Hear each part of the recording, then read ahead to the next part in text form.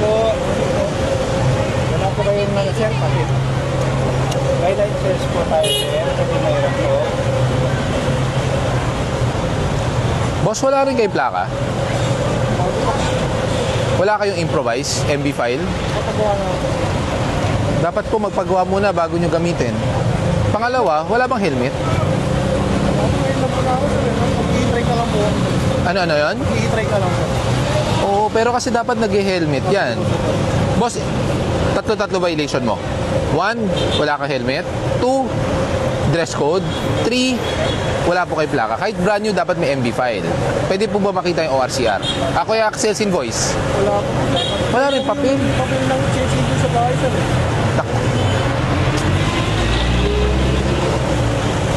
Boss, technically, pag hindi nyo po dala ang sales invoice or kahit official receipt man lang, impoundable po yan. Hindi po, sir.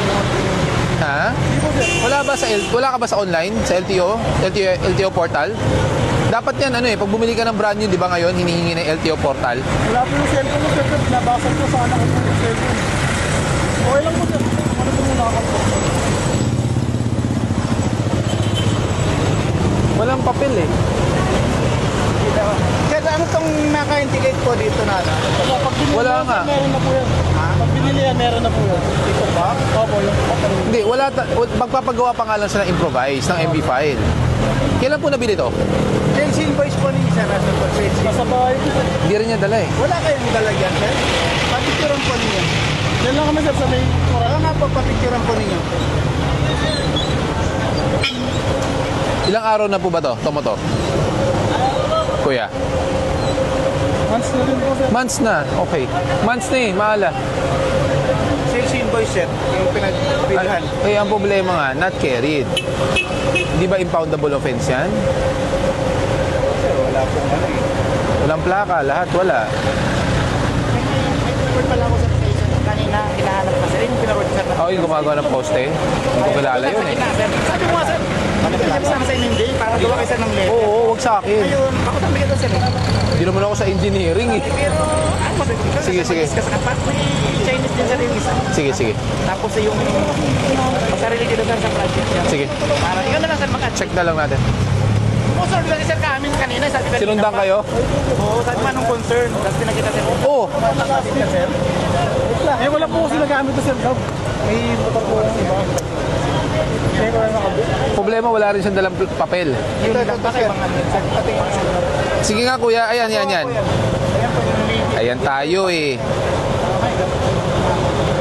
Pakialalain yung bata, baka tumakbo ah. Kuya yan, yung mahaba. Hindi eh. Ito. Itong yellow na puti. Pero ito yung plaka mo, sir. Oo, yung Ang problema mo naman ngayon, ORCR not carried. Which is impoundable pa rin. Kuya, yung totoo, hindi tinanggal mo ba to o ano? Ngayon lang po nakuha, sir. Hindi pa po nakakabit po talaga. So nakuha mo na, hindi mo lang kinabit. Hindi pa po nakakabit yung tornilyo lang po. Bakit Kasi suppose hindi nagamit ito, sir. bakit mo sinabi sa kanina nung tinanong kita, ba't sabi mo papagawa ka lang ng improvise? Tapos po kasi yung motor ko, sir. Kaya ito. So naguluhan ka lang. Boss, sorry pero since wala kang ORCR, may impound to ha for the meantime. Papasok ba yan o ano? Pauwi? Pauwi na po. Pauwi na. O yan, for the meantime. Paano mo ano yun? ORCR not carried. Di ba? May license naman, sir. Kahit naman may license, ORCR not carried eh. Yung plaka. Oo. Sir, kasi ito hindi ginamit, sir. Ginagamit namin i-try ka. Paano natin ma-verify na itong plaka na to para dito? Since sabi nga ni Kuya, 3 motor niya. Sabi ko, sir, pasitira mo yung ano mo. Sa inyo. Ako sa oral lang ako. Oo, yun na. Ano mo Boss, 2024 pa to ah. Hindi, sir, 2025 release po ang ano, sir, gabi.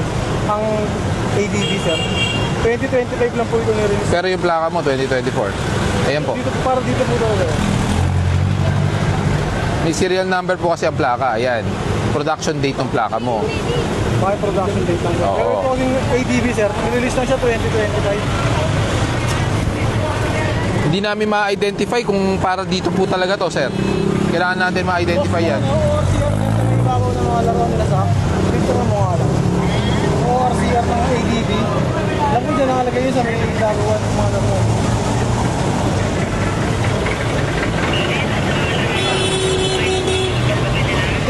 ibabaw lang. Di ba dapat isakay tayo dyan?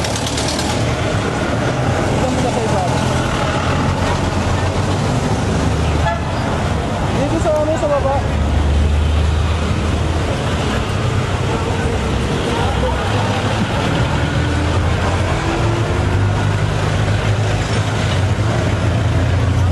Yung ORCR mo. Oh, sige, sir.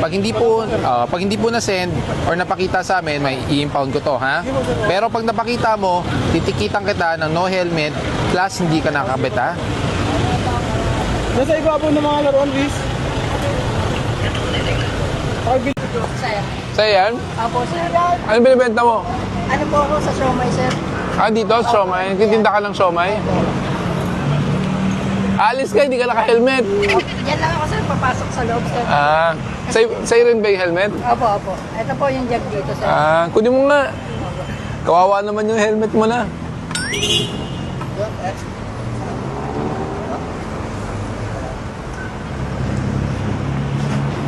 Talaga nagmumotor ka? Opo, sir. Araw-araw? Pagka mag-ano rito, sir. Dati lalamog po ako, sir. Dati. Opo. Ba't nga tumigil? Na mababa ang booking, sir. Sa lalamog? So mas okay mo na yung ano, at least private.